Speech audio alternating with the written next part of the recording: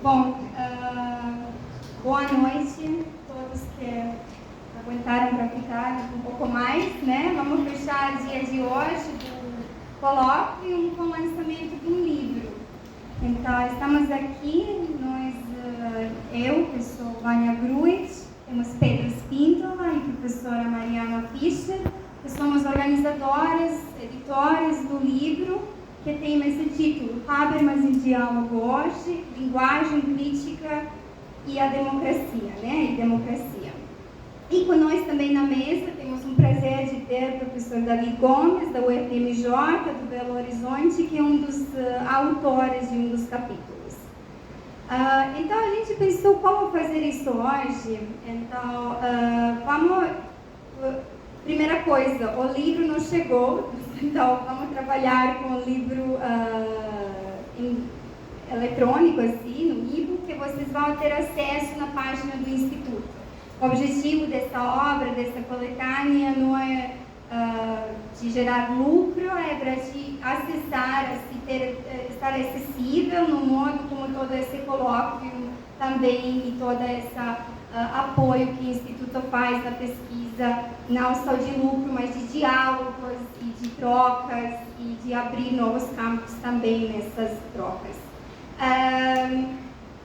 Então, já no título, e depois talvez meus colegas vão mencionar um pouco, temos Habermas em Diálogo Hoje, né? Então, são umas reflexões contemporâneas e são umas certos diálogos com Habermas, onde assim, se apresenta e crítica e por que linguagem e democracia também estão aí. E aqui surge a ideia de onde esse livro nasceu. Nasceu na sala na aula, né? Foi a disciplina que eu e a professora Mari administrávamos juntas, que era Teoria Crítica, Gênero e Direito. E trabalhamos com... eu lembro que a gente trabalhou com alguns trechos e umas obras do Habermas, mas também crítica dos feministas ao Habermas, etc. E também tivemos a presença do professor Pedro, que trabalhou assim com o método habermasiano, reconstrutivo e da pragmática formal habermasiana. E por que isso a gente trouxe para os alunos? Porque alunos, especialmente no direito, nessa experiência, percebemos que tinha uma falta muito grande de entendimento da pragmática formal, do método reconstrutivo que Habermas desenvolve em obras que talvez não são diretamente do interesse dos alunos que pesquisam na área da teoria e também direito no geral, né? Então, a gente surgiu, depois desse semestre, começamos a pensar como poderíamos ajudar nossos alunos de organizar um livro, de trazer um material para eles, onde teria talvez essas duas partes, né? Esse fundamento um pouco mais linguístico, pragmático, onde você pode ver um método habermasiano diferente, que são obras como teoria da ação comunicativa, e teorias talvez um pouco, e livros talvez um pouco que precedem esses volumes, e na segunda parte fazer uma crítica dos algumas conclusões assim mais contemporâneas, vamos dizer, das obras posteriores do Habermas, que intervêm na teoria da democracia, na teoria do direito, da ética, do discurso, etc. Então, este livro, eu já vou mostrar para vocês aqui, ele é dividido, então, temos duas partes, que constam com 8 capítulos, né? 7 capítulos, desculpa. Então, na primeira parte, temos abrindo o diálogo, o método habermasiano. Esse abrindo o diálogo quer dizer, para dialogar, temos que conhecer algo, né? Então, ele surge dessa também crítica, também, que eu já mencionei, limites alguns de entender Habermas. E temos 3 capítulos, depois meu colega Pedro vai avançar assim, nesses conteúdo, e na segunda parte temos conversas difíceis. Então, depois de entender proposta habermasiana, método habermasiano, podemos entrar nesse diálogo com ele já em umas conversas que são mais difíceis, os limites da teoria política e jurídica habermasiana. Este capítulo conta com esta parte, conta com 4 capítulos, e um desses é escrito, eu escrevi, assim, entre subjetividade e modernidade, o empreendimento democrático de Habermas, e temos aqui o professor David Gomes, que escreveu Cultura Política e Tradições Autoritárias na América Latina, Desafios Periféricos da Democracia Deliberativa e do Constitucionalismo. Eu não vou falar muito sobre o meu capítulo, eu vou tentar agora já ir na terceira parte do livro, e que eu acho que é momento, e por isso justifica porque este livro é lançado aqui. Na terceira parte do livro, a gente fez uma publicação parcial, eu diria publicação parcial do livro Filosofia da Comunicação, do Miroslav Milovic, né? Este livro, A Filosofia da Comunicação, ele foi dedicado, Miro dedica este livro ao seu orientador, Karl Otto Appel, e seu professor Jürgen Habermas. Então, ele era aluno desses professores, né, professores de Frankfurt, e ele problematiza a formação da subjetividade nos tempos modernos, explorando o conceito de intersubjetividade como base do pensamento humano. Meu capítulo segue exatamente essa leitura do Miro e vai também atrás dessa estratégia e pontos cegos que eu chamo, e estratégias, 3 idealizações que Habermas traz nessa busca da intersubjetividade na modernidade, a partir do entendimento da modernidade pelo próprio Hegel. Então, são muitas partes do meu doutorado e Miro era meu orientador. Bom, neste livro, A Filosofia da Comunicação, eu recomendo muito vocês lerem todo. Aqui a gente publicou a segunda parte, que tem título Intersubjetividade. Exatamente, eu acho que representa esse diálogo talvez difícil, essas conversas difíceis, né? Que já saem um pouco de dialogar e mais para criticar. Então, nessa segunda parte, Milovic aprofunda como a linguagem não é apenas uma estrutura mental interna, mas um paradigma social que funda nossa racionalidade na comunicação consensual e não em vontade solitária. Então, linguagem não é um monólogo, linguagem intersubjetiva, né? Influenciado por Habermas e Searle, ele reflete sobre conceitos como atos de fala, ressaltando que todo ato comunicativo pressupõe uma interação simbólica que supera o dualismo entre sujeito e objeto. Nesse contexto, a intersubjetividade não é mero reconhecimento formal entre sujeitos, mas a condição de possibilidade para uma ética discursiva. Normas sociolegítimas se assentadas no processo comunicativo coletivo e não em imperativos morais arbitrários. E, por fim, Milovic propõe que este paradigma reconfigure nosso entendimento de verdade e da moralidade, fazendo do consenso fundamento o mecanismo da construção da validade universal. E por que Miro aluno do Habermas, Miro aluno do Karl Otto Appel, né? E depois a gente escutou hoje Miro que fala sobre Derrida, Levinas, etc. Um livro que a professora Thaís mencionou, também meu favorito livro de Miro, A Comunidade da Diferença, ele começa com uma citação que a mim ainda provoca. Eu acho que essa frase eu citei em quase todos os meus trabalhos, ou direto e indiretamente. Então, Miro abre este livro dizendo: o mundo moderno global é um delírio hegeliano. Ele não vai definir que é exatamente delírio hegeliano, em cima dessa identidade da globalização, etc. Mas o contexto desse livro, que foi originalmente escrito em sérvio, em 2004 traduzido para o espanhol e português quase ao mesmo tempo, né? Que ele escreveu durante viagens por vários países e durante a guerra, desintegração do seu país. Então, esse delírio não era só um delírio, talvez, habermasiano, da comunicação, da falta do consenso, era um delírio histórico, do puro delírio hegeliano, da filosofia da história hegeliana. Então, esse entendimento crítica da modernidade, mas busca para a afirmação de um diálogo ainda na modernidade com Habermas, que se apresenta neste livro Comunidade da Diferença, e que este livro trabalha nessa segunda parte, abrindo um pouco sobre possibilidades da intersubjetividade na modernidade através da fala, da linguagem, né? E algo que Miro, com certeza, na guerra na Iugoslávia, viu como principal projeto, né, da política nacionalista, que era de parar qualquer tipo de diálogo entre as etnias, como você já sabe, mas sim os Balcãs. Então,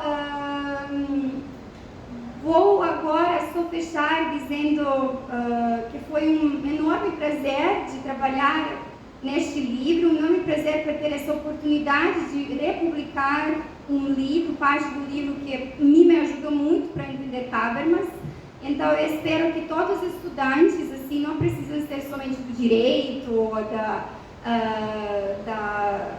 dessa pesquisa jurídica, eles possam também usar este livro e ler também essa parte do livro do Miro e também se sentir um pouco mais seguros com Habermas como filósofo, Habermas como talvez até aparece um pouco crítico nos artigos, assim, como um potencial crítico, várias coisas que são discutidas, e agradecer de novo esse apoio do Instituto e para produzir este livro pela editora Dialética e meus colegas aqui, assim, foi um trabalho conjunto, eu estou abrindo aqui para, eles vão continuar, e de ter a oportunidade de ter um professor maravilhoso, com um capítulo maravilhoso, já viram o título, né? Que já aponta umas leituras locais do Habermas aqui, que também são necessárias de abrir essas, como a gente falou, conversas difíceis com este autor.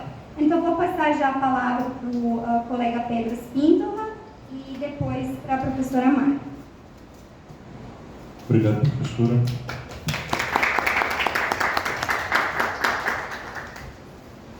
Boa tarde a todos.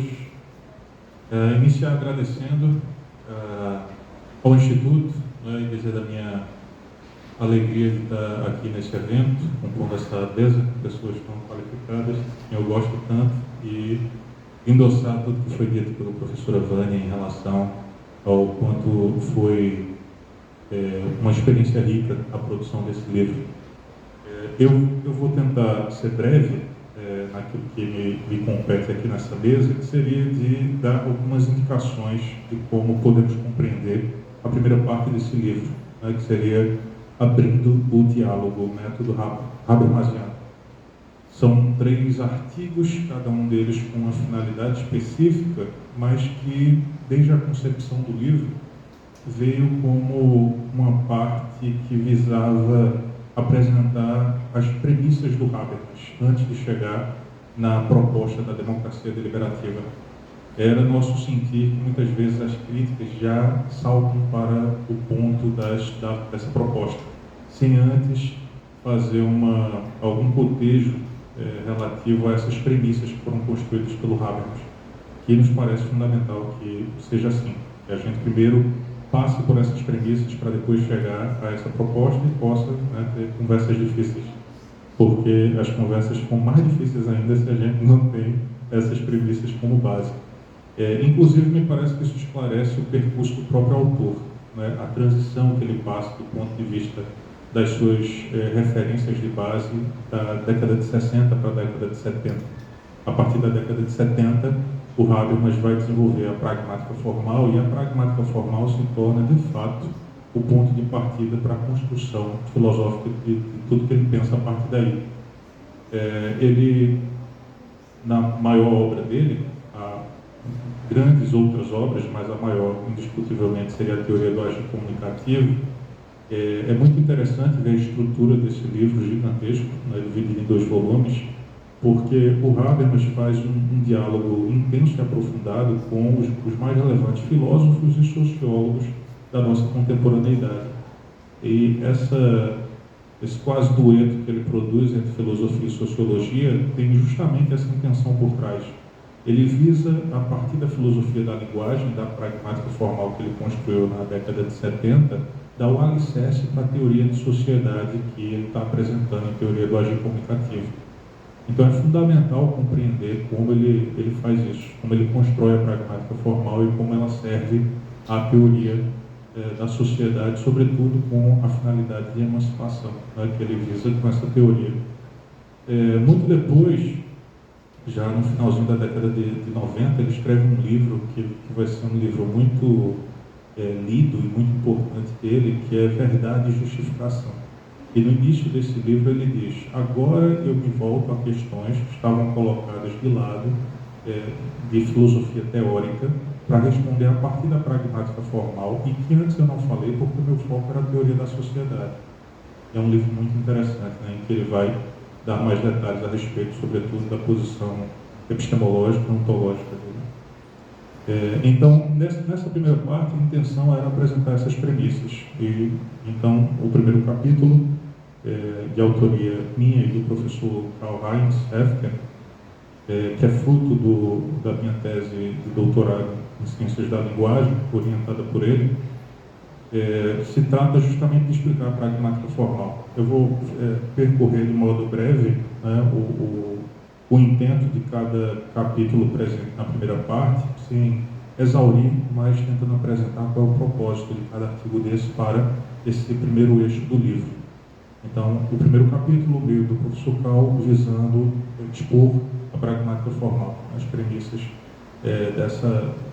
dessa teoria de base do Habermas. O segundo capítulo do professor Anderson Menezes, do Darlan Nascimento, ambos da UFAL, é um capítulo que visa explorar as bases da teoria da sociedade do Habermas, sobretudo colocando como um novo paradigma de teoria da sociedade. E aí vão explorar sobretudo o conceito de ação comunicativa, né, que está entrelaçado à pragmática formal. Através da pragmática formal, o Habermas explica também a ação comunicativa. Ele faz isso tanto pela pragmática formal, quanto faz também pelas teorias sociológicas, sobretudo com base em Weber e em outros sociólogos.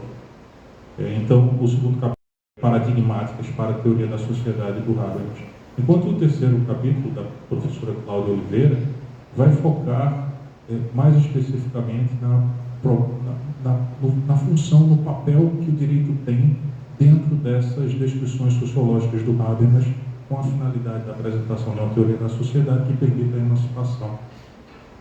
Então, e já antecipando a conclusão que ela faz, se perguntando, na verdade apresentando a pergunta fundamental do Habermas nessa teoria da sociedade, que é uma pergunta pressuposta, né, na sociologia: o que é que mantém essa sociedade coesa?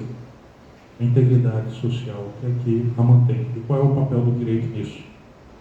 Num primeiro momento, o Habermas, em teoria do agir comunicativo, a gente sabe, ele tem um diagnóstico mais pessimista do direito, né, vendo a progressiva juridificação, muito influenciado pelo Weber, mas também pelo marxismo ocidental, como algo negativo, como algo que suprime espaços de solidariedade espontânea da sociedade. Mas, num segundo momento, em facticidade e validade, o Habermas vai entender o direito como uma ferramenta ambivalente, como um transformador. A professora Cláudia vai apresentar isso de modo muito, me parece, didático, né? No sentido de mostrar que o direito, na verdade, é uma forma de converter linguagens que, de outro modo, não são acessíveis de um lado ao outro. Os sistemas, eles operam por imperativos sistêmicos e não conseguem, são cegos e surdos ao que é produzido em termos de comunicação social. E vice-versa, a sociedade não vai captar. O direito, então, é esse transformador que permite a conversão dessas linguagens. E a proposta da democracia deliberativa do Habermas, aí já entraria nas conversas difíceis, né, mas aqui já apresentado na primeira parte, seria a de possibilitar que, via direito, a gente tenha uma reorientação dos sistemas a partir da comunicação gerada na sociedade. Então, utilizar esse transformador, utilizar essa ferramenta como modo de reconduzir os sistemas. Porque, curiosamente, em facticidade e validade, existe um reconhecimento muito explícito de que os sistemas são algo necessário para o tipo de sociedade pós-tradicional que a gente tem. A integração artificial produzida por esses sistemas permite a integração social de um ambiente cultural extremamente pluralista. Então, os sistemas eles são necessários num contexto de muita complexidade que seria dessa sociedade. O que não pode haver, que é a tese do Habermas, é a colonização do mundo vivido por esses sistemas. Então, a finalidade da primeira parte é construir pontes desde a pragmática formal, a teoria da sociedade, até a apresentação dessa faceta do direito, né? Essa é a função da primeira parte, inclusive para poder, como eu comentei de início, chegar às críticas de uma forma mais segura, né? Sabendo efetivamente quais são as premissas do Habermas. E aí eu vou me ater só a essa primeira parte, vou falar um pouco mais especialmente do meu capítulo, mas me parece importante também mencionar que na segunda parte, o que a professora Vânia colocou é muito relevante que a gente atente, um elemento crucial para todas essas operações teóricas do Habermas, que é a questão da intersubjetividade. Eu me recordo da apresentação do Zibben Eichler, que era o tradutor recentemente falecido, infelizmente, acho que foi esse ano passado, que traduzia as obras do Habermas, traduziu muitas obras, inúmeras obras, né? Teoria do agir comunicativo, essa apresentação que eu menciono, mas também pensamento pós-metafísico, direito e democracia, como era traduzido o título de facticidade e validade antes, né? na primeira tradução que a gente tem no Brasil. E Zibben Eichler, na apresentação da teoria do agir comunicativo, ele menciona, ele faz uma referência à teoria da razão pura do Kant, e menciona os 200 anos, né, para a teoria do agir comunicativo, e faz paralelos entre Kant e Habermas. E aí ele vai mencionar o giro copernicano que o Kant diz ter realizado na filosofia, e ele traz essa figura para dizer que o Habermas teria produzido também um giro copernicano. Enquanto o Kant substitui no centro, retira o objeto, que era a preocupação da nossa tradição filosófica ontológica de descrever os atributos essenciais desses objetos, ele coloca o sujeito, a subjetividade transcendental, o Kant. E aí o Zibben Eichler diz, o Habermas retira a subjetividade transcendental do centro e coloca a intersubjetividade. Então, mencionar justo esse ponto é crucial, me parece, para poder endereçar qualquer crítica ao Habermas, porque ele vai falar diretamente para o que está na base, né, da proposta filosófica dele. Mas para não me alongar muito mais, eu vou mencionar então um pouco a respeito do meu capítulo, primeiro, intitulado A Influência do Giro Linguístico para a Construção da Pragmática Formal, por Jürgen Habermas. Como eu havia comentado, o Habermas, na década de 70, vai alicerçar o seu projeto filosófico a partir da filosofia da linguagem e vai construir a pragmática formal. A pragmática formal, ela, na verdade, tem dois caminhos de exposição pelo Habermas, muito interessantes. Nesse capítulo, eu, na verdade, apesar de... os dois estão contidos, mas o caminho em que ele mostra as conexões entre a sua pragmática formal e o desenvolvimento do giro linguístico foi um caminho que eu dei especial atenção, apesar do segundo caminho também estar colocado. Que caminhos são esses? Por um lado, como eu comentei, a construção da pragmática como sendo a culminância do giro linguístico para o Habermas. Ele entende como tendo tido, na verdade, essa culminância em Karl Otto Appel, e aí ele faz só alguns reparos que ele entende necessário, né, em relação ao Appel, mas reconhece o grande mérito do Appel, sobretudo no que ele entende ter sido o ponto mais necessário para o giro, que foi a ultrapassagem de uma dimensão semântica para a dimensão pragmática. Então, por um lado, a pragmática formal se explica como um momento de desenvolvimento desse giro linguístico na filosofia ocidental contemporânea, e por outro, ele a apresenta a partir do seu método reconstrutivo, dizendo que, na verdade, a gente alcança a pragmática formal quando a gente se pergunta a respeito das regras implícitas utilizadas nas situações de fala pelos sujeitos envolvidos nessas situações. Então, a partir desse depreender dessas regras implícitas que nós temos já acesso por sermos também agentes envolvidos nesse processo, ele depreenderia essa estrutura formal que estaria por trás dessas situações de fala. Então, ele tem esses dois modos de apresentar. Eu vou comentar muito brevemente, né? A respeito da reconstrução seria isso.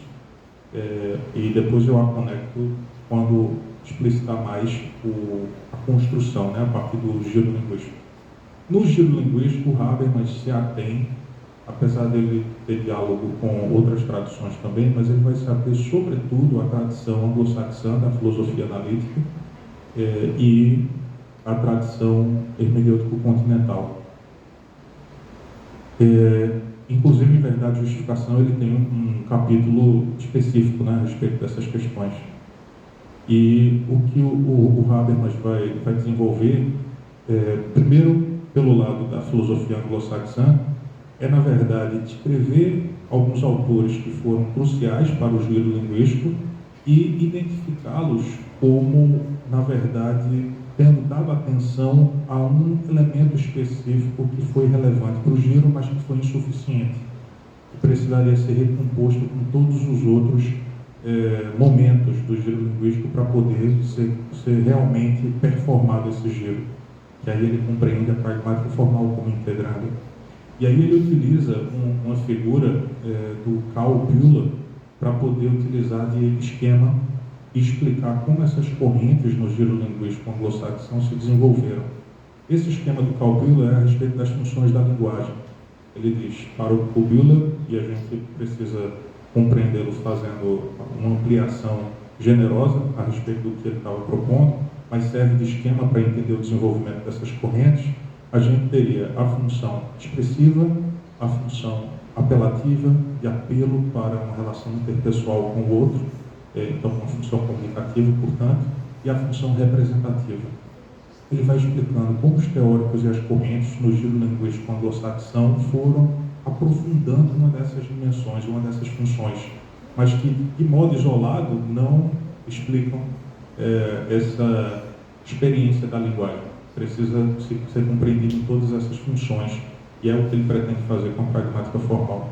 Então, do ponto de vista da expressividade, ele fala de uma semântica intencionalista, e menciona especialmente o Paul Grice, como grande figura dessa semântica intencionalista. Na função de representação, ele fala da semântica formal, sobretudo a partir do Frege e do primeiro Wittgenstein. E, finalmente, na função de apelo, na função comunicativa, ele fala do Wittgenstein na sua segunda fase e na teoria dos atos de fala, Austin Searle, com quem ele travou um diálogo profundo e utilizou muito, né? Então, ele vê a pragmática formal em conexão com essas ideias e me parece, isso foi o que eu depreendi do aprofundamento que eu fiz nessa minha primeira tese, que ele é sobretudo tributário ao segundo Wittgenstein. Tem uma passagem, e eu encontro autores que também reconhecem isso, em que o Habermas fala: se o Wittgenstein tivesse produzido uma teoria geral dos jogos de fala, ela necessariamente tomaria a forma de uma pragmática formal. Então, o Habermas vai construir a sua pragmática formal em diálogo com o giro linguístico. Então, isso, por um lado, na versão anglo-saxã. E na versão hermenêutico-continental, ele coloca como nesse papel de lançar uma estrutura para explicar o desenvolvimento do giro, ele atribui ao Humboldt, assim como o Bühler serviu de esquema para explicar o desenvolvimento do giro no mundo anglo-saxão, o Humboldt teria esse papel para explicar o desenvolvimento da hermenêutica. E aí ele vai descrever bastante das ideias do Bühler e vai dizer que a hermenêutica fenomenológica do Heidegger e depois a hermenêutica filosófica do Gadamer acabaram, num certo sentido, aprofundando muito proveitosamente parte dessa tradição hermenêutica, mas deixando de lado alguns aspectos que já estavam presentes no Bühler, sobretudo o aspecto da comunicação. Ele coloca o giro que foi performado pela hermenêutica desde do Heidegger em diante como sendo um giro que deu mais atenção e uma prevalência a dimensão semântica em detrimento da pragmática. Ele diz que a maior atenção da hermenêutica fenomenológica e da hermenêutica filosófica foi a função que a linguagem tem de abertura ao mundo, de abertura semântica ao mundo, e que ele encontra nisso a explicação do porquê existe a história fatalista do ser no Heidegger, que vai estar presente no Gadamer, e a tradição exercendo um peso tão grande que impede que a gente a transforme. E essa seria a grande divergência do Habermas com o Gadamer, né? Então, por um lado, essa foi a construção, né? Já estou no finalzinho da minha fala, só para novamente então falar da reconstrução. Ele vai para essa reconstrução das regras implícitas que todos nós usamos nas situações de fala, e vai dizer o seguinte: aquilo que está por trás de qualquer situação de comunicação é alguém se comunicando com outro a respeito de algo no mundo, utilizando uma linguagem, um idioma que seja comum. E cada elemento desse é, na verdade, o desempenho de uma função da linguagem que está entrelaçada e que a gente utiliza de modo a comunicar não apenas a dimensão semântica, mas a validade que está por trás de cada dimensão dessa. Então, alguém falando com o outro é a dimensão expressiva, em que eu pretendo externar a validade do que de fato eu tenho internamente. Com o outro é uma função apelativa, em que eu chamo o outro a estabelecer uma relação interpessoal a partir de regras que seriam comuns, isso pode ser aceito ou recusado, e a respeito de algo no mundo, é a função de representação. Então Habermas vai dizer, ainda que a gente torne o nosso uso da linguagem completamente abstraído de qualquer situação, essas dimensões elas vão estar ainda que virtualmente.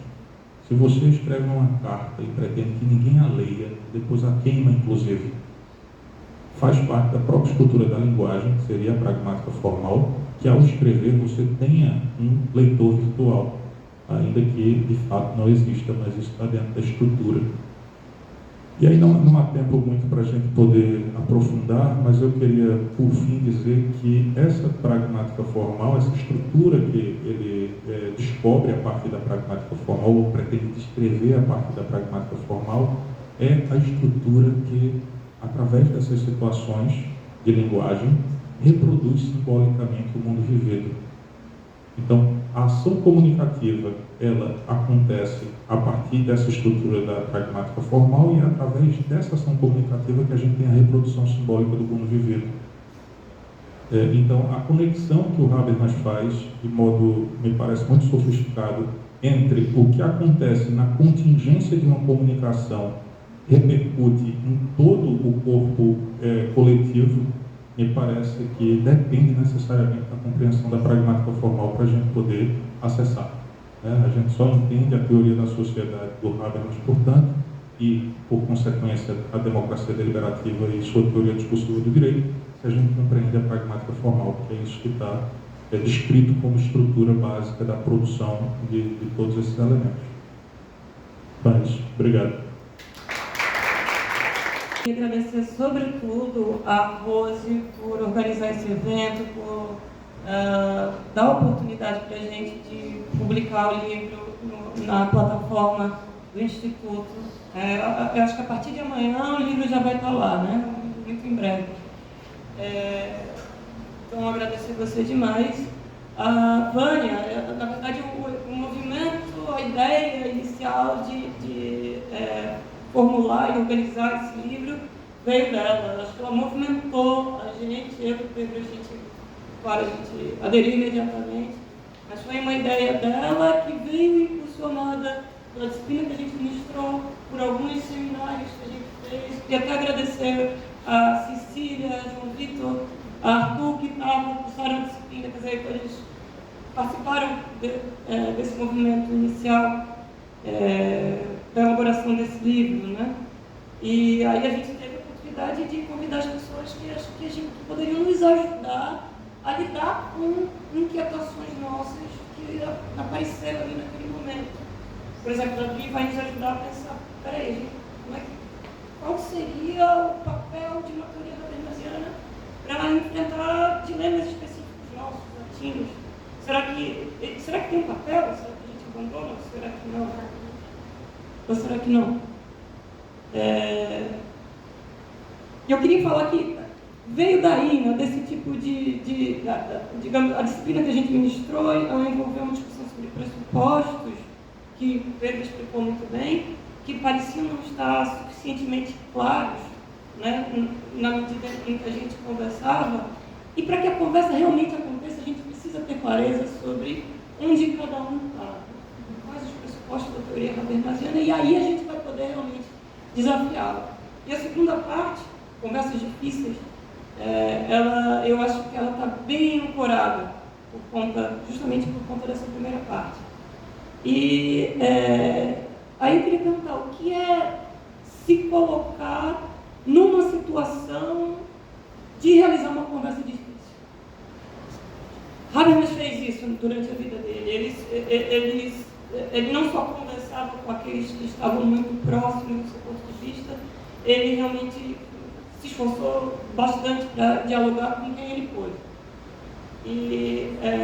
Mas, por vezes, ali dentro da tradição frankfurtiana, segunda ou terceira geração, a gente encontra autores que vão dizer, não, uma conversa difícil, ela pode ser resolvida pensando esses dois interlocutores, no final das contas, como uma espécie de síntese. Será que um autor complementa o outro? Eu quero argumentar que nessa parte final, talvez nem sempre escolher o caminho da complementação seja o melhor. E aí já estou entrando no meu ponto, no meu capítulo. O título é Esfera Pública ou Corpus em Aliança. Jürgen Habermas e Judith Butler em tensão. E foi, assim, intencionalmente que eu escolhi falar sobre a tensão entre essa autora e esse autor. Justamente porque alguns leitores de Habermas, depois que leram o livro de Butler, Corpus em Aliança, disseram, o que eu vejo ali é uma teoria ampliada da esfera pública habermasiana. E eu vou tentar argumentar que não se trata disso. Mas veja, ela é uma autora, esse diálogo Butler e Habermas é algo um pouco fora do comum. Jürgen Habermas foi um autor que se colocou em debate, principalmente com feministas estadunidenses, constantemente modificou sua teoria em razão das objeções dessas autoras. A conversa com Butler é mais difícil do que a conversa com Fraser e da conversa de Habermas com Ben Habib ou Joan Landis, por conta das diferenças entre esses autores.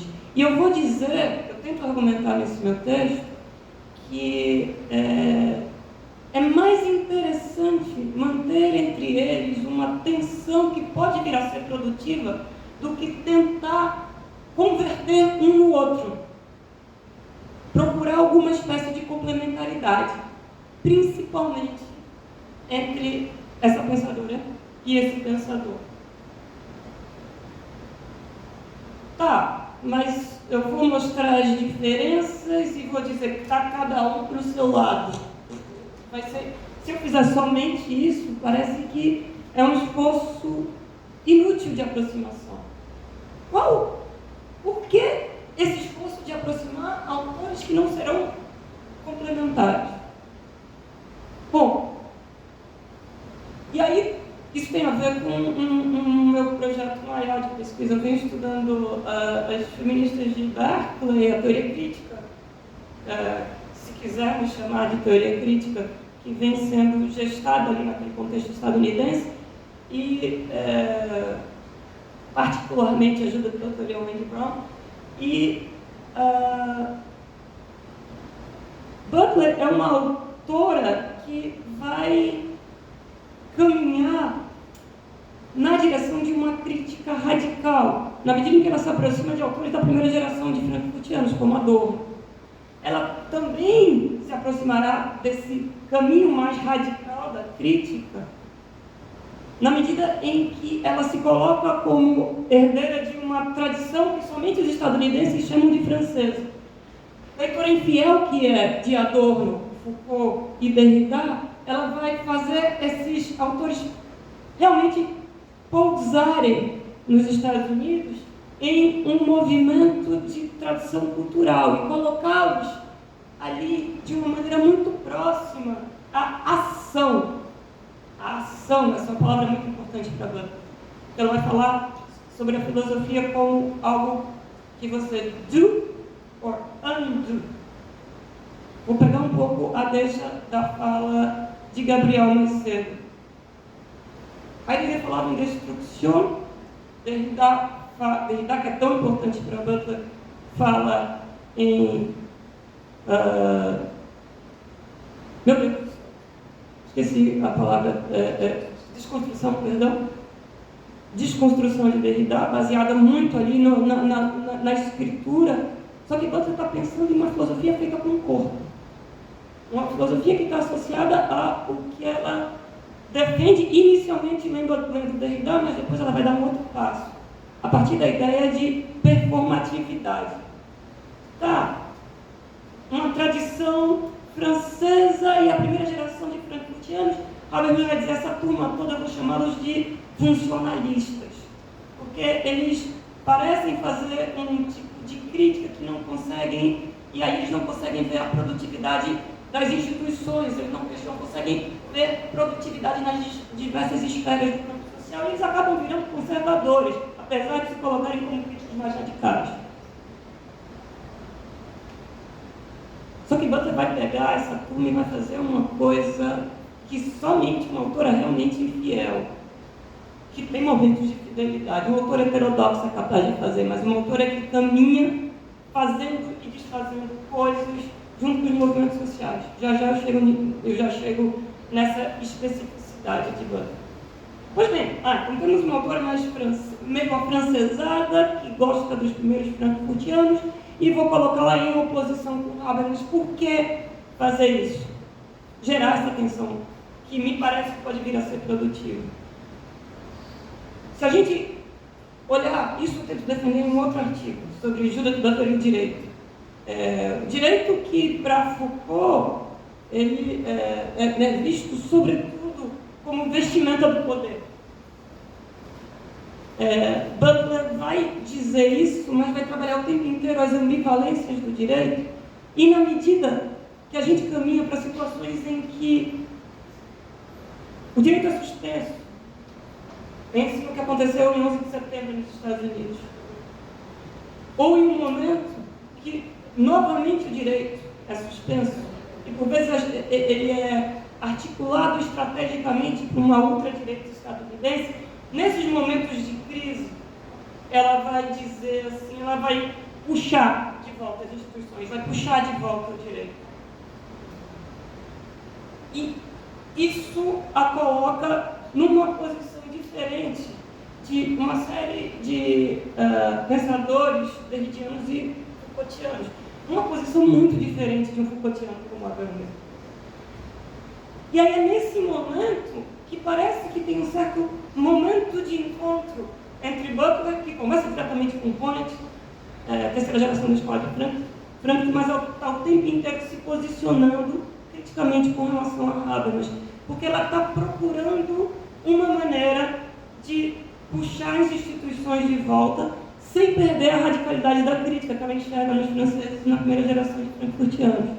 Isso é um passo absolutamente estratégico que ela pretende dar. E por isso me parece que é uma autora realmente particular, sui generis no momento atual. Bom, aí é esse o problema que eu tento lidar com ele nesse texto. E aí eu começo o texto tentando falar um pouco rapidamente do projeto habermasiano. Ele vai falar sobre trabalhar pelas distinções, né? Ação comunicativa, ação estratégica, a partir de um referencial sofisticado da filosofia da linguagem, tal como Pedro explicou. Mas aí vai ter um movimento em Habermas em que ele parece, em que ele caminha para a construção de uma teoria concentrada no convencimento, em que os afetos não ocupam um lugar central. Não somente por Butler, por uma série de autores, ele começa a ser criticado isso. Onde estão os afetos? Em que espaço concreto acontece esse convencimento tal como você imagina? O convencimento não é sempre afetivamente embebido. Mas se for embebido demais, a gente vai perder a racionalidade que forneceria uma estrutura para o funcionamento assim, racional da esfera pública. Então ele começa a ser desafiado por esse tipo de pergunta. Diz Habermas, olha, se a gente contar a história da esfera pública, a gente vai perceber ali, desde o século XVII e XVIII, que as instituições existem nelas uma espécie de faísca de racionalidade. Se a gente permitir que essa pressão por racionalidade presente nas instituições, que ela aconteça, a gente pode ter um aperfeiçoamento da política. A gente vai escapar de certos riscos da selvageria política, justamente essa selvageria que a gente vê agora. Mas para isso a gente tem que acreditar no projeto da democracia liberal. Feministas estadunidenses como John Landis e Nancy Fraser vão dizer, peraí, eu não contaria essa história da mesma maneira que você. John Landis vai dizer, Habermas ele tão animado que está com o que ele vê surgir na esfera pública europeia, ele não consegue ver as formas sutis de exclusão que estão associadas a esse modelo de racionalidade que você propõe. As mulheres, em especial, diz John Landis e Nancy Fraser, elas vão ser sempre menos se a gente acreditar nessas promessas que supostamente seriam plenamente humanistas e plenamente inclusivistas. Fraser oferece, talvez em Fraser a gente consiga ver realmente um complemento crítico. Ela vai falar em esferas públicas subalternas. Quer dizer, se a gente entender como a subalternidade, como os movimentos feministas devem ser transnacionais, os movimentos antirracistas, como eles podem reformular aquilo que a esfera pública hegemônica colocava como projeto, digamos, a infiltração dessas esferas públicas subalternas pode produzir uma real alteração naquilo que é hegemônico, masculinista, europeu, racista. Judith Butler vai dar um passo mais radical que o passo que Nancy Fraser dá. Em primeiro lugar, essas promessas modernas de inclusão e igualdade, essa promessa humanista da modernidade, Butler vai ler como promessas kafkianas. Aquela promessa que o porteiro de Kafka faz ao camponês. Diz assim, olha, você pode entrar nas instituições, você pode entrar no direito. Pode, mas não agora. Isso é um adiamento, uma promessa e um adiamento que é um gesto performativo também, que acaba por colocar o camponês, instaurar o camponês como um aspirante à entrada da lei. Isso faz com que ele fique estagnado ali às portas da lei toda a sua vida. E ela vai dizer isso, olha, se os movimentos sociais acreditarem demais nessas promessas que o direito faz, eles vão cair na armadilha do camponês kafkiano. E aí eu já consigo dizer para vocês o que Butler nos ensina sobre a relação entre direito e política. Ela vai dizer o seguinte: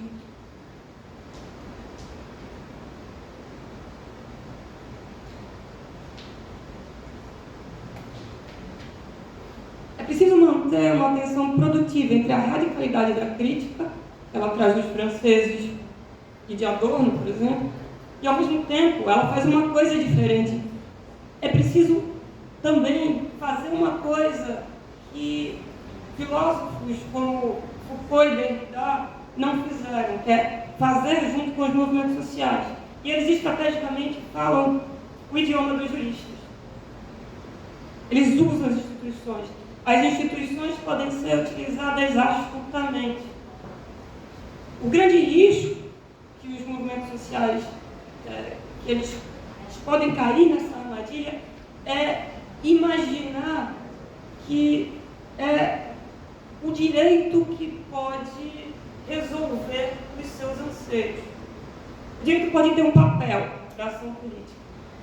Não pode jamais esgotá-la, ocupar o seu lugar. É preciso que os movimentos sociais sejam sempre mais ambiciosos daquilo que o direito pode dar. Eu estava conversando sobre isso com alguns alunos e tem uma formulação que eu acho que esclarece isso. Não está muito em Butler, não, mas eu vou encontrar isso em Angela Davis, mas é isso que Butler quer dizer.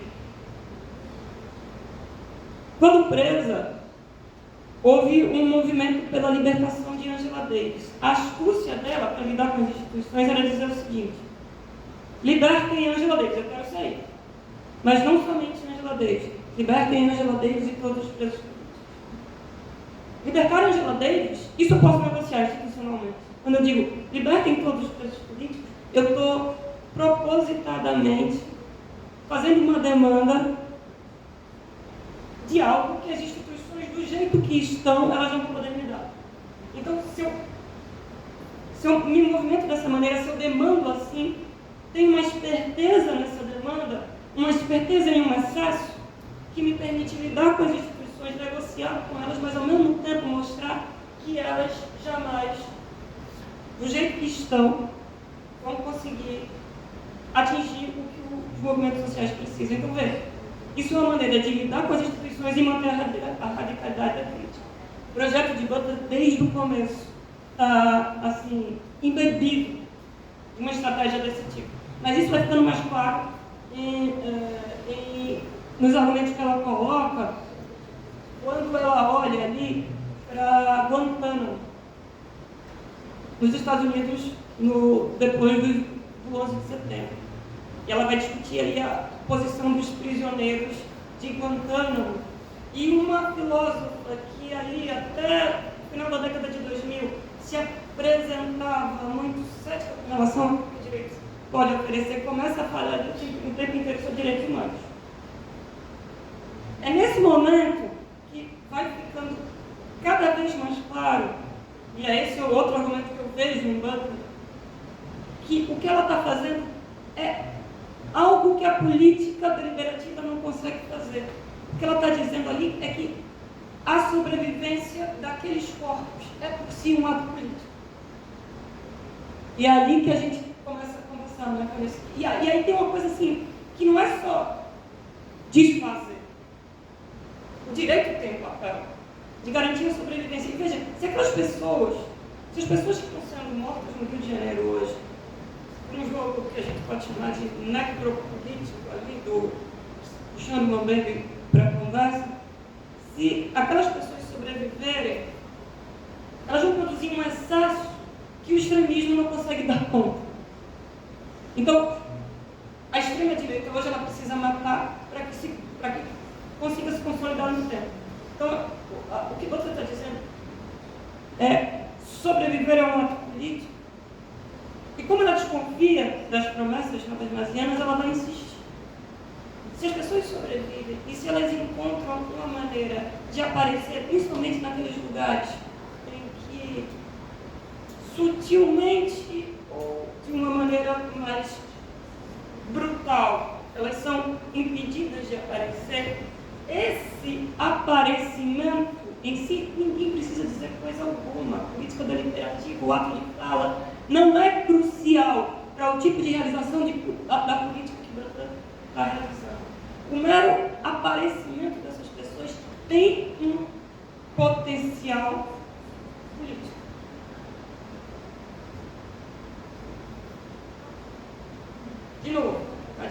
coisa que um Foucaultiano como Agamben jamais diria. Agamben fala aí de uma vida nua e que é uma vida que não tem força para realmente desmontar coisa alguma. Então veja, em Corpus e em Aliança, ela primeiro, ela diz assim, a política ela acontece justamente a partir daqueles que foram excluídos da esfera pública habermasiana. Não pela formação de contrapúblicos subalternos que também deliberariam. Às vezes, se você pensar, e eu acho que às vezes ajuda a pensar a situação no Brasil mesmo, porque pensa numa mulher que tem 2 filhos para criar e precisa trabalhar 3 turnos. Talvez ela seja incapaz de entrar numa discussão sobre o que é feminismo hoje dentro de uma esfera pública subalterna que seja. Talvez tudo que ela possa vir a fazer é aparecer, e aparecer onde não pode aparecer. Então eu acho que isso é uma coisa que a gente pode trabalhar. Continuar sobrevivendo e aparecendo. Às vezes é o que a gente pode fazer.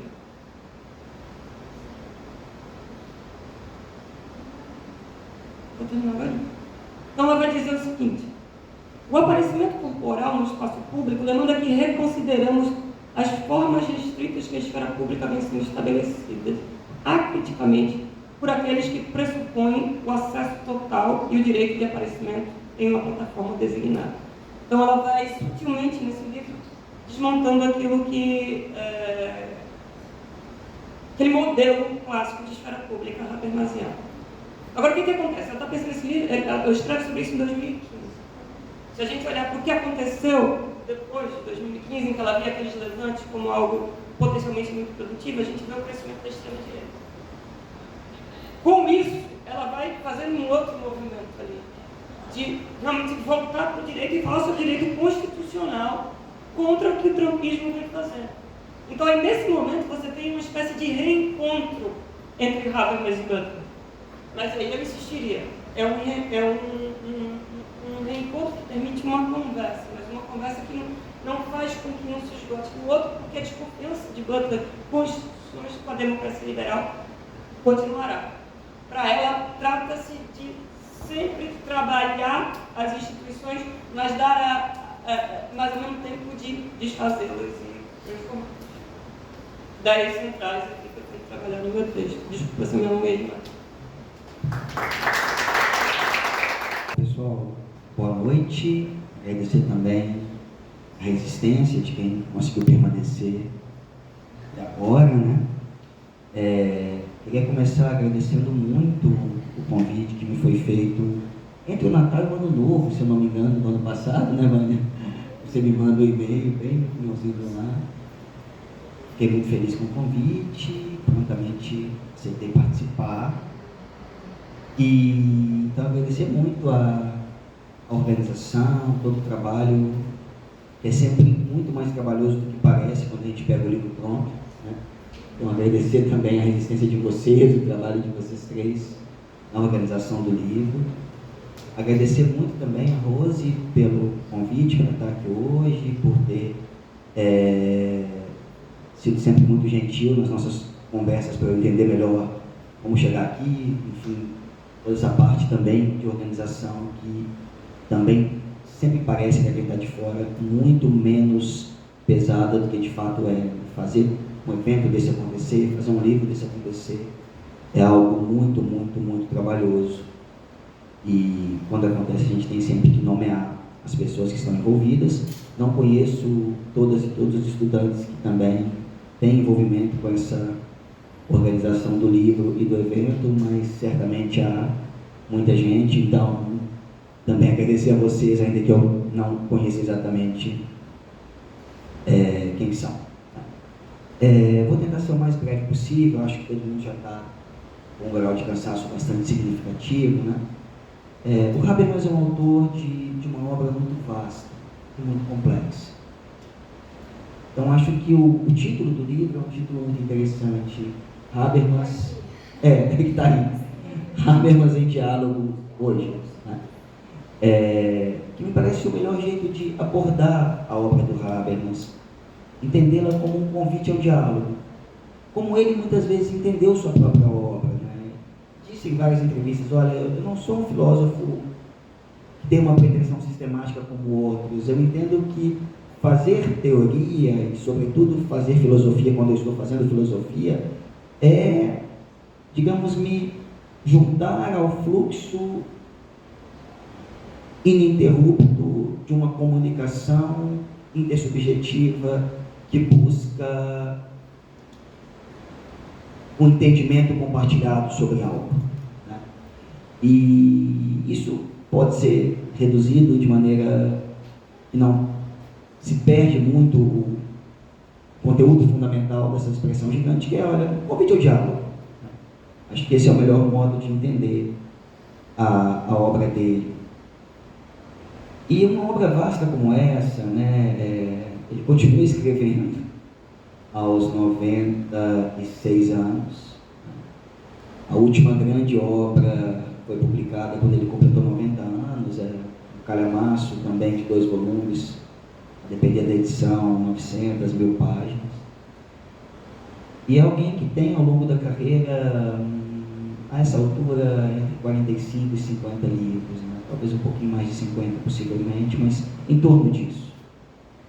Que, como o Pedro disse, né, tentou lidar com muita coisa, com a sociologia, com a filosofia, etc.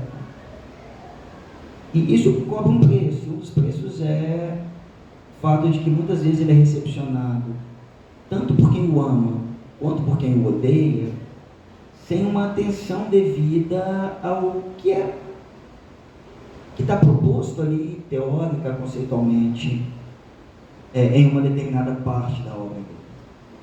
E acho que isso aconteceu muito também com as reflexões dele sobre o direito e a democracia, que estão consubstanciadas sobretudo no livro de 1992, né? Que agora também no Brasil tem uma tradução intitulada Faticidade e Validade, como o Pedro mencionou antes. Havia uma outra tradução que se chamava Direito e Democracia, e que seguem alguns outros livros, né? Inclusão do Outro, enfim, alguns outros livros entre a década de 90 e 2000 que vão complementar um pouco essa teoria discursiva do direito e da democracia, né? Até meados de 2010 a gente ainda encontra alguma preocupação acentuada nesse sentido. E aí, o que meu texto tenta fazer? Bom, primeiro, de onde eu estou partindo? Eu parto de um incômodo que é um incômodo empírico, que é o seguinte: existe lá o modelo teórico do Habermas, né, de democracia e direito em uma relação interna. Acho que a maior parte das pessoas deve ter uma familiaridade com isso. Como assegurar a complementariedade entre autonomia privada e autonomia pública, entre soberania popular e direitos humanos. Como articular a existência de um núcleo institucional da política com o núcleo anárquico da comunicação cotidiana que acontece numa esfera pública. Núcleo anárquico esse que acontece na esfera pública, que é capaz de gerar um poder comunicativo, ao qual esse núcleo institucional da política precisa estar aberto, precisa estar minimamente poroso. E, nesse sentido, né, muita gente recebeu essa obra do Habermas como se fosse uma receita, né? Se eu der um jeito de criar mais espaços de diálogo, mais espaços de participação, mais espaços de comunicação, a frágil força do melhor argumento, a expressão que vai aparecer reiteradas vezes na obra dele, tende a vencer, digamos assim, em algum momento. E o meu ponto de partida empírico, né, é o seguinte: nós vivemos um momento muito interessante no Brasil de ampliação da democracia participativa ao longo das décadas de 2000 e 2010, de melhorias em arranjos institucionais que buscavam propiciar exatamente uma democracia mais densa, uma democracia com mais espaços deliberativos, mais espaços participativos, mais espaços comunicativos em geral. E quando a gente para olhar isso no transcurso do tempo, o que isso trouxe para a nossa esfera pública acabou sendo não uma certa predominância da frágil força do melhor argumento, né? Mas foi exatamente o protofascismo ocupando esses espaços. Então, para mim, foi muito sintomático, né? Menos que as eleições do Executivo, do Legislativo, etc., mas, sei lá, quando começa a haver uma disputa muito grande pelas eleições dos conselhos tutelares, com a galera mais reacionária, mais protofascista que vocês puderem imaginar, querendo muito disputar essas vagas abertas a uma maior participação da sociedade em um espaço como os conselhos tutelares, que vinha exatamente desse bojo de ampliação da possibilidade de participação social no âmbito da política institucional, no sentido mais amplo. Então, como entender isso, né? Como entender o fato de que no momento em que a gente mais amplia os espaços de participação democrática, o que a gente vê acontecendo depois de um tempo é algo diferente do que se poderia imaginar a partir de uma determinada leitura da obra do Habermas. Essa leitura foi muito feita no direito, na ciência política, por exemplo, em Minas Gerais. Não. Vamos ampliar, vamos abrir, vamos dar mais espaço para a deliberação, que uma certa racionalidade comunicativa fará predominar no médio prazo, pelo menos, a frágil força do melhor argumento. E aí o caminho meu foi, né, não vou seguir um caminho fácil, mas muito apressado, que é, não, então o Habermas está errado, joga o Habermas fora, né? Que infelizmente é um caminho muito comum, dada, dentre outras coisas, a complexidade e a vastidão dessa obra. E é chato, né? Escreve, nossa, é horrível estudar o Habermas, né? O pessoal fica aí lendo Butler, lendo Benjamin, lendo Derrida, que lindo ler tudo isso. Habermas é chato, né, Pedro? É insuportável, as traduções são ruins, o original é ruim, ele escreve mal, né? Então, tudo isso somado leva muita gente a dizer, não, o Habermas não serve. Então, o meu caminho é, não, calma, vamos tentar entender o que ele mesmo está propondo. E aí, quando a gente vai para tentar reconstruir de maneira mais detalhada o que ele está chamando de contribuições a uma teoria discursiva do direito e da democracia, esses conceitos todos, esses elementos conceituais todos mais conhecidos estão ali. Autonomia pública, privada, complementariedade, primordialidade, co-originalidade, soberania popular, direitos humanos, ok. Mas tem um outro elemento que ele vai sempre apresentar. Tudo isso que eu estou dizendo precisa poder pressupor uma população acostumada à liberdade. Bom, essa frase eu poderia terminar com isso e a gente vai embora e pensa o que ele está dizendo e volta mesmo para brigar, né? Porque, primeiro, essa frase ela encontra pelo menos dois antecedentes muito semelhantes na filosofia política. Um é Maquiavel. Maquiavel vai falar da latità, a cidade acostumada à liberdade. A tradição republicana, cidade como civitas, etc., etc., mas vai usar o termo cidade, ditá. Outro antecedente, Hayek, que vai usar o termo sociedade, Gesellschaft, uma sociedade acostumada à liberdade. E o Habermas vai usar Bevölkerung, população. E ele nunca diz de onde ele está tirando, mas geralmente vem em Itália.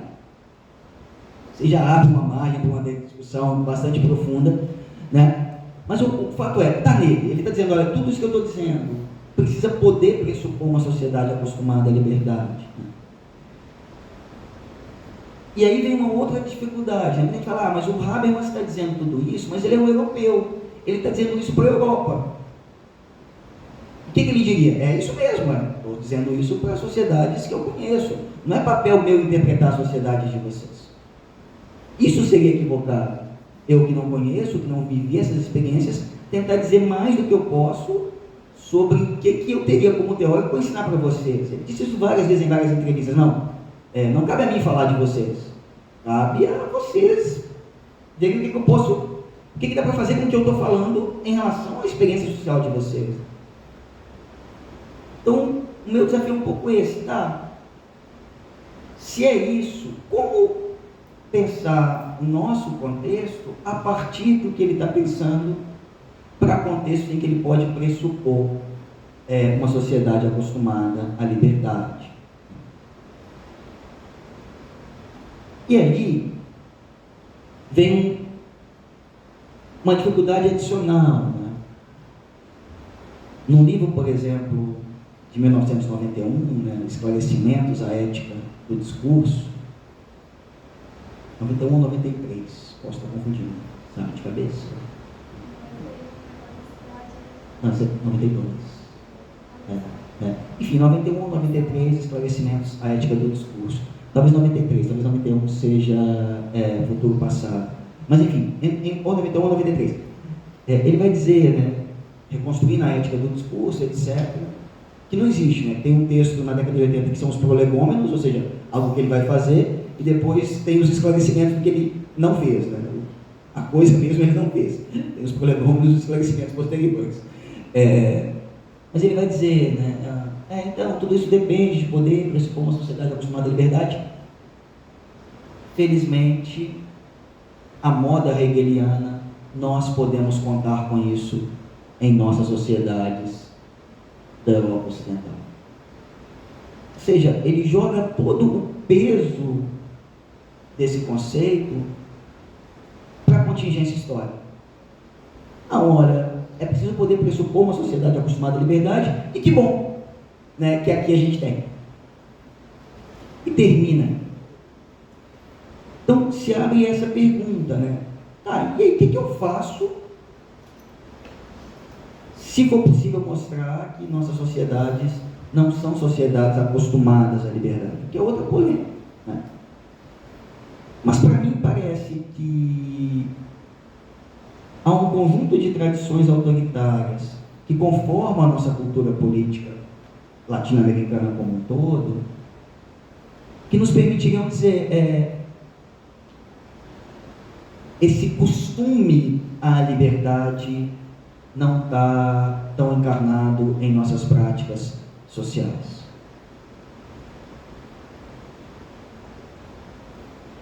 O que eu faço com isso? Porque o Habermas não só vai dizer que é preciso poder pressupor uma sociedade acostumada à liberdade, não só vai dizer que, felizmente, na Europa, né, e ele diz isso expressamente se referindo ao Hegel, olha, aqui a gente pode contar com essa manifestação do espírito objetivo. Tá aí. Mas é dizer ainda, esse tipo de coisa é algo que eu não consigo criar com meios jurídicos administrativos. Eu não acostumo uma sociedade à liberdade criando leis específicas, políticas públicas específicas para isso. Então, o que a gente vai encontrar na obra do Habermas, estritamente falando, em termos de o que ele oferece conceitualmente, ele vai até aí.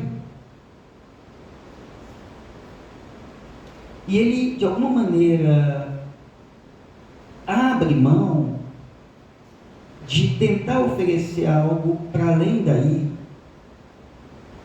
em relação a sociedades que não podem contar com um certo costume à liberdade. É isso que vai tornar, por exemplo, na Argentina, o Karl Otto Appel um autor muito mais lido e mais interessante do que o Habermas. Porque a chamada parte B da ética do discurso do Appel, ela tem essa preocupação.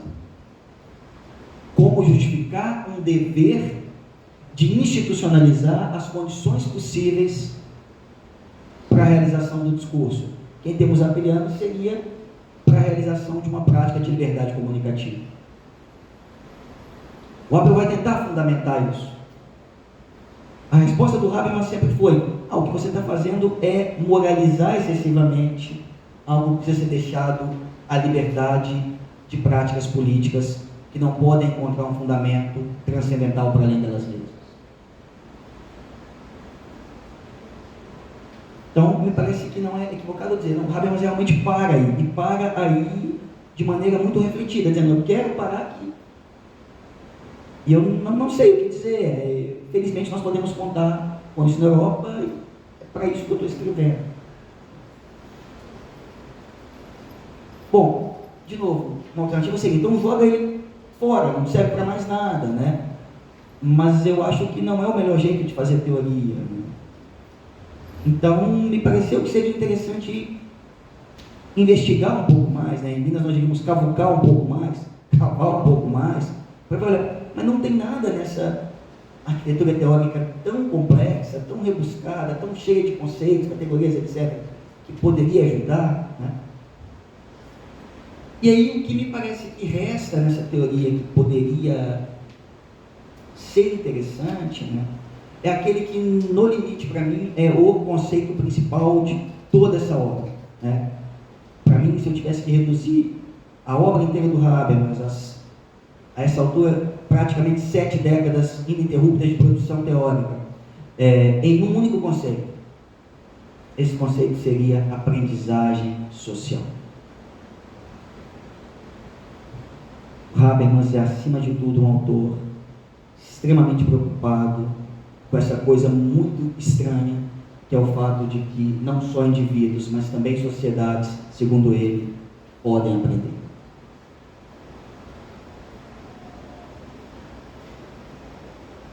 E aí vem o ponto, né?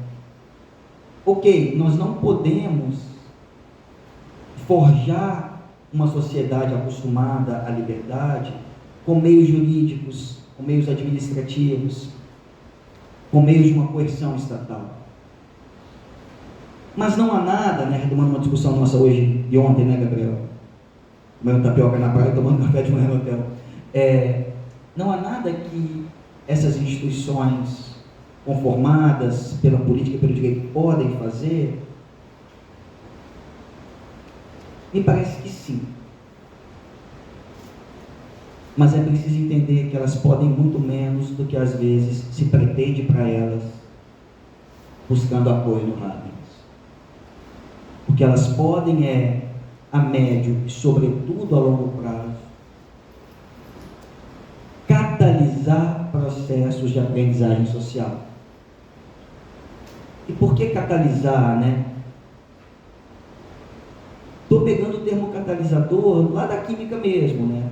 O catalisador ele é algo que junta duas substâncias ou mais, facilita, acelera, possibilita uma reação química, mas ele mesmo cai fora. Ele não é protagonista do que vai acontecer. Ele é só uma estrutura de mediação que torna possível a mediação, mas que não tem um protagonismo nela. A reação química poderia acontecer também sem o catalisador, esse é o ponto. Me parece que o que arranjos institucionais, desenhos jurídicos, desenhos administrativos podem fazer é exatamente isso, né? Catalisar processos de aprendizagem social, no sentido de que a única alternativa que nós, se nós formos efetivamente uma sociedade ou sociedades periféricas não acostumadas à liberdade, pela herança autoritária que ainda nos marca, seria a única possibilidade nossa é que nós, como sociedade, aprendamos conosco mesma ao longo do tempo.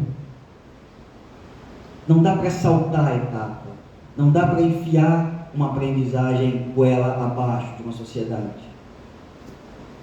Isso só pode acontecer como um processo histórico no transcurso do tempo, que não tem garantia alguma, mas que pode ser catalisado, pode ser estimulado, catapultado por medidas políticas, jurídicas, administrativas.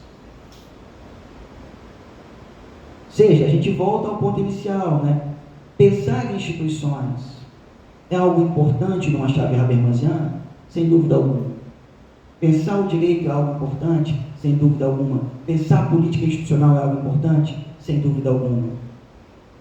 Mas não dá para achar que o caminho nosso na periferia vamos pegar as instituições que deram certo no centro, ou vamos até inventar as nossas que sejam, e haverá uma causalidade direta entre um novo desenho institucional e uma alteração muito substantiva do que são nossas práticas sociais, do que é nossa democracia, do que é nosso Estado democrático de direito? Parece que não. Me parece que é fundamental pensarmos arranjos institucionais, pensarmos o papel do direito, pensarmos o papel da política, pensarmos o papel da democracia, das instituições democráticas, mas entendermos que tudo isso pode, em nossos contextos, no máximo, catalisar processos de aprendizagem social que só podem ter como protagonista a sociedade ela mesma. Isso, por um lado, é bem menos do que as abordagens institucionalistas excessivas do Habermas no direito e na ciência política gostariam que ele pudesse oferecer. Mas, ao mesmo tempo, é bem mais do que um abandono derrotista do direito e da política poderia também nos mostrar, num momento como o nosso, de ameaça autoritária e de necessidade de lutar pelo Estado democrático e de direito. É muito pouco essa luta. Mas esse muito pouco joga um papel fundamental nessa possibilidade a médio e longo prazo de que nossa sociedade brasileira aprenda consigo mesma e faça residir nessa aprendizagem possível, mas nunca garantida, um futuro um pouco mais emancipado. Então, para mim, esse seria um jeito interessante de pensar Habermas na periferia, a partir dele mesmo e em diálogo crítico ao mesmo tempo com ele mesmo. Seria isso. Obrigado. Então, eu acho que podemos fechar o dia de hoje. Amanhã será o segundo dia do colóquio, às 10h30. Acredito que vamos ter o primeiro painel. Mas, de novo, muito obrigada, meus colegas. David agora é colega do a gente faz uns círculos aqui, algumas colaborações, que é um jeito também de construir algo em futuro, e livro é a primeira coisa, espero, dos várias outras. Vai ser disponibilizado na página do Instituto e também quem quiser comprar já tem na editora Dialética. Muito obrigada e bom descanso. Até amanhã.